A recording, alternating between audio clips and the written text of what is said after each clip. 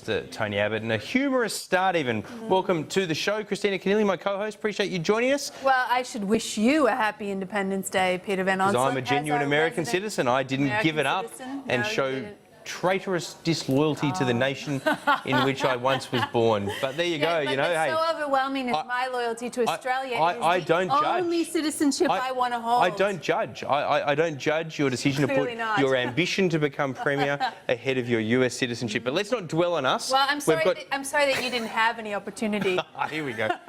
Believe me, I didn't want to be Labor Premier New South Wales. If I'd wanted to, there was a few opportunities, I reckon. Anyway, we'll move on. Let's move on. We've got two good guests today. Shortly, we're going to be talking to the head of CEDA, Stephen Martin, a good man. I'm saying that partly because he's sitting right next to us, but we'll get to him in a moment. But first, let's talk to Sarah Hanson-Young, a good prominent. Woman. Well, yeah, I'm not saying she's not a good woman. A prominent Green senator, very vocal on the whole asylum seeker issue. Something that you and I both agree with her on. Perhaps unusual in our sort of respective one-time parties of choice, you could say. Sarah Hanson-Young, appreciate you joining us on To The Point. Thanks for having me. Let me just start by asking you quite simply, I guess a devil's advocate position. You know my view on the whole asylum seekers debate. Do you worry, though, that in your passion and frustration with both sides of politics, that in a sense you might go too far sometimes because you're sort of hitting a brick wall time and time again when trying to counter what is now the prevailing view of a tough asylum seeker policies by both sides? Look, I think, you know, I reflect on this a lot, of course. I've been advocating on these issues for a long time, and before I entered Parliament, of course, as well.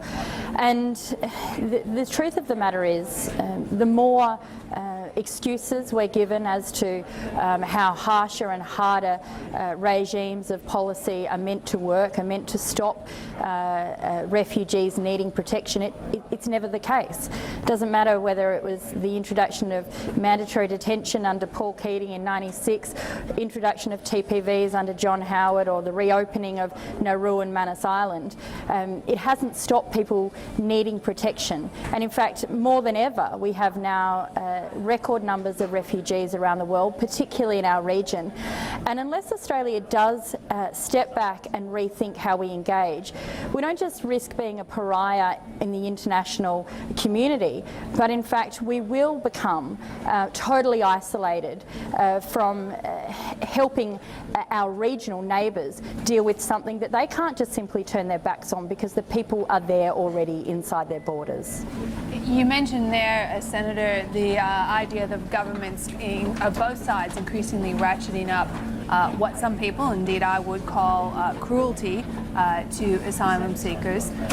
Last week you moved an amendment to the Migration Act when that legislation had to go through rather hurriedly, where you sought to require that there be mandatory reporting of suspected child abuse. Now, I reckon quite a number of Australians might actually think that that was just part and parcel, that was actually in place. It turns out it's not, and it turns out it won't be because both Labor and Liberal voted that down. Now, the Attorney General, in moving that legislation, said this was not the time or the place to move that type of amendment. So will you be looking for a time and the place in the future to get that mandatory reporting regime up? Well, absolutely. And firstly, let me just say, Kristina, I think most people would think that it would be commonplace for mandatory reporting of child abuse and assault to just be in place already, to be the common practice. But because of the secrecy inside the detention centres and new laws put in place that actually make it an offence, 2 years jail, punishable by 2 years jail, of staff who actually do speak out, it's the exact opposite. And I'll be moving that amendment again and again and again to any piece of migration legislation until it passes, because it is absolutely crucial. We've seen the horrific reports and evidence come out over the last 6 months of child abuse, particularly inside the Nauru Detention Centre. We know the Royal Commission currently is investigating the issue in Australian-based detention centres to make it mandatory for staff to report abuse is common sense, but it's also a very important signal to all staff who work in these places that silence is not okay. That if you see something that is happening to a child that is wrong, it must be reported and it must be acted upon. The cloak of secrecy can only go so far, and it shouldn't be committing very young children to not just a lifetime in detention, but a lifetime in detention where they can't escape their abusers. Senator, one, I'm pleased to hear you're going to be moving that amendment again, but let me ask you, are there things that we can learn from jurisdictions overseas or the UNHCR, particularly on this issue of child abuse, but more broadly on detention, as well as other nations' responses to asylum seekers? Yes, there is, and one of the things I'm doing later on today, Kristina, is I'm actually going to Geneva tonight, flying out to speak to the UN Refugee Agency and their partnered organisations, specifically about children in detention, because this issue of abuse and assault particularly of children, because they are the most vulnerable within the detention facilities, is something that has been seen over and over again in other countries, and it's one of the reasons why the United Nations says straight up we shouldn't have a situation where children are kept in indefinite detention.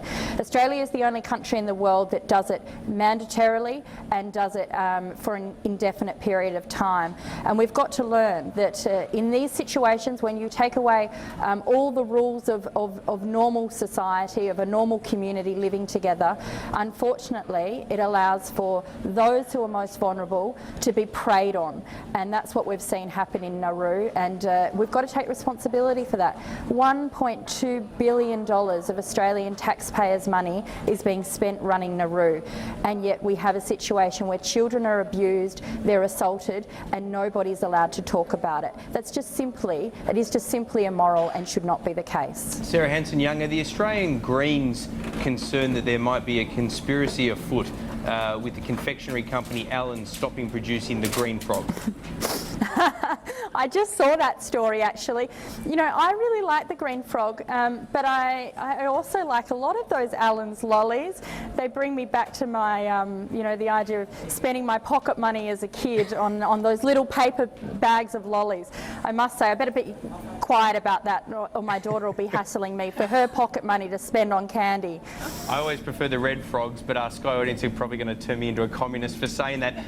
A more serious question. The spearmint leaves are quite good. A more serious question, but outside the policy area that you tend to focus on. I'm interested in your reaction to the Greens' decision, your decision, I suppose, to support the government on the pensions changes. Yes, some of the most needy pensioners will get an increase of $15 a week. I suspect that's at the crux of it. But equally, do you have any concerns about the hundreds of thousands of pensioners, including part pensioners, who will now get less? That's certainly what Labor's concern is. Look, I think this was the right decision to make, and it's consistent with the position that the Greens have taken for a long time. When John Howard introduced the changes in the first place to allow those with considerable amount of assets to still draw on a part pension, Bob Brown, who was in the Parliament at the time, voted against it. I think this is about fairness, really. I struggle to understand why the Labor Party want to campaign on this issue. It isn't the fairness debate that you'd think the party who talks about equality and fairness would pick.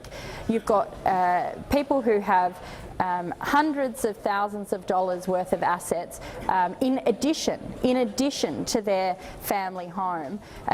Part of retirement is drawing down on those assets, and if they draw down on those assets and then become eligible for the pension, well, so be it. But that shouldn't come at the cost of those on lower pensions and lower incomes being to access the support that they need. When we talk about balance, we talk about fairness. Well, this is an opportunity to actually put the money where your mouth is. Sarah Hanson-Young, thank you so much for joining us on To The Point. Thank you, Senator. Welcome. Thank you.